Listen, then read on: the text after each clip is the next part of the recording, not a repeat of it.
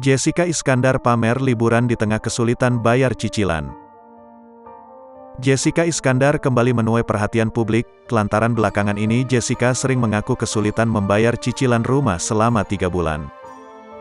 Pernyataan itu disampaikan oleh Jedar panggilan akrab Jessica Iskandar pada setiap kali ia diundang dalam setiap acara. Tak hanya itu saja, Jedar juga mengaku terkena tipu sebesar 9,8 miliar rupiah. Sehingga ia pun meminta bantuan dari Raffi Ahmad untuk membayar cicilan rumah tersebut. Namun, netizen merasa kecewa, sebab belum lama ini ia nampak mengunggah sebuah video saat berlibur lengkap bersama dengan suaminya dan kedua anaknya. Dalam unggahan di Instagramnya itu, nampak Jedar bersama keluarganya mengunjungi tempat wisata di Sumba. Holiday at Nihi Sumba, tulis akun TikToknya. Atas unggahan itu sontak saja membuat netizen banyak melontarkan komentar negatif untuk Jedar.